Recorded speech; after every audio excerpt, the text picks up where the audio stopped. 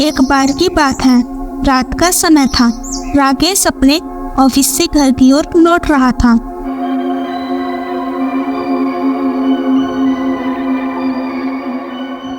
रास्ते में उसकी कार खराब हो जाती है। वो फिर बस का इंतजार करने लगता है। कुछ समय बाद उसे एक बस आती हुई दिखाई देती है। रात के समय में बस को आता देख राकेश बहुत खुश हो जाता है। वह बस में चढ़ जाता है और सबसे पीछे की सीट पर जाकर बैठ जाता है।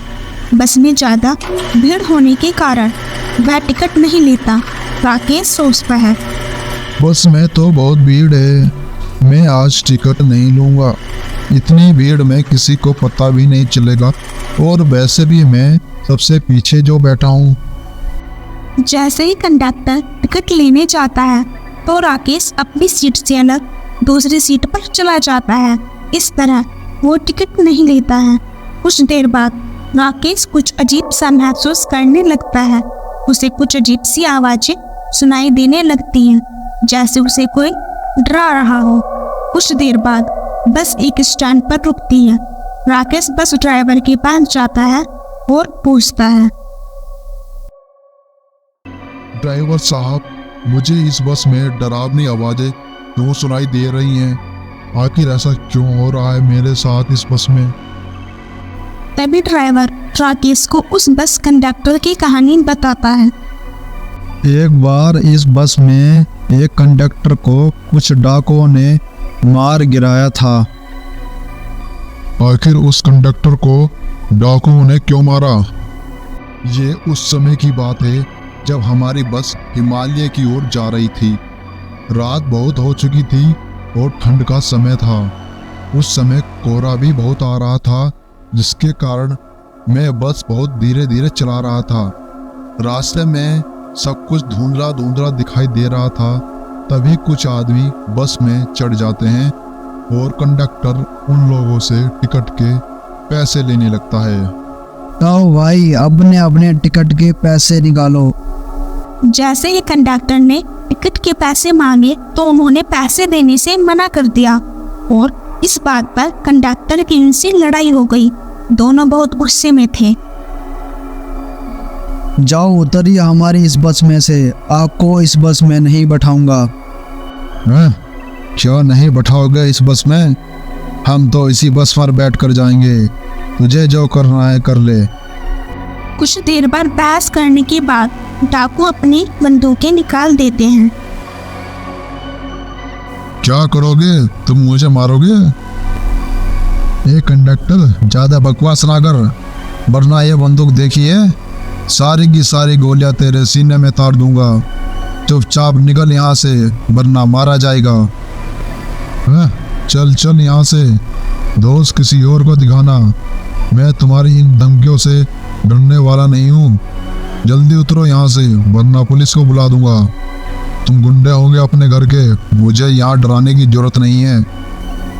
उनमें हाथापाई हो जाती है। ड्राइवर, बस रोको, ये डाकू बस में घुस आए हैं और बिना टिकट के बैठना चाह रहे हैं। अगर बस रुकी तो तुम सब के सब मारे जाओगे। ये बस अब हमारे कहने पर चलेगी। ड्राइवर सोच में पड़ जाता है कि बस रोके क्या नहीं, क्योंकि टिकट से ज़्यादा जरूरी सवारियों की जान बचाना था। तभी कंडक्टर उन डाकुओं में हाथापाई होने लगी। फिर डाकुओं ने कंडक्टर को चाकुओं से मार डाला। तभी से वह कंडक्टर भूत बन गया है और तब से इसकी आत्मा इसी बस में रहती है और उन डाकुओं का इंतजार करती है। ये सब सुनकर राकेश बहुत हैरान रह जाता है। क्या सच में ऐसा हुआ था? हाँ भाई, यही सच है। लेकिन भैया, ये आत्मा मुझे क्यों डरा रही है? मैंने तो कुछ नहीं किया इसके साथ। तुमने शायद टिकट नहीं ली होगी, तभी तुझे परेशान कर रहा होगा। हाँ भाई, मैंने टिकट नहीं ली, मुझे माफ कर दो। मैं आज के बाद फिर कभी ऐसा नहीं करूँगा। कुछ समय बाद जब बस स्टॉप से निकलती है तभी कुछ डाकू बस में चढ़ते हैं। ये वही डाकू होते हैं जिन्होंने उस कंडक्टर को मारा था। वह बस में चढ़कर बहुत शोर शराबा करते हैं और बस में सबको परेशान करते हैं। और कंडक्टर कहता है, लाओ अपने अपने टिकट के पैसे निकालो। भाइयों, इस कंडक्टर को तो देखो, बड़ा आया टिकट लेने वाला। देखो भाई, टिकट के पैसे तो आपको देने ही पड़ेंगे। कंडक्टर और उन डाकुओं में कुछ देर तक बहस होती है। दूसरी ओर उस कंडक्टर की आत्मा यह सब देख रही होती है। आज मेरे शिकारी मेरे हाथ लग गए, जिसकी मुझे तलाश थी। और उस कंडक्टर की आत्मा दूसरे कंडक्टर के अंदर चली जाती है। उसका चेहरा एकदम भयानक सा हो जाता है। अरे भाइयों, ये कंडक्टर को क्या हो गया? ये तो भूत बन गया। ये हम सबको मार डालेगा। अरे कोई बचाओ हमें, इस भूत से कोई तो बचाओ। याद करो वो दिन जब तुमने मुझे इसी बस में चाकुओं से मारा था। क्या कसूर था मेरा? मैं तो बस टिकट के पैसे मांग रहा था, लेकिन तुम सब ने मुझे तड़पा तड़पा के मारा। क्या बिगाड़ा था मैंने तुम्हारा? आज मैं तुम्हें जिंदा नहीं छोड़ूंगा। नहीं नहीं, ऐसा मत करो, हमें मत मारो, हम कभी ऐसा नहीं करेंगे।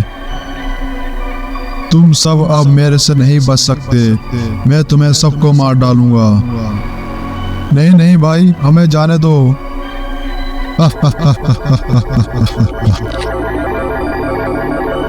बस चलती रहती है। वह कंडक्टर उन डाकुओं का पीछा नहीं छोड़ता।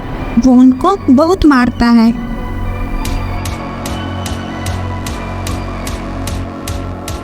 नहीं नहीं भैया, हमें छोड़ दो। अब हम आज के बाद किसी के साथ कभी ऐसा नहीं करेंगे। नहीं, आज मैं तुम सबको नहीं छोड़ूंगा।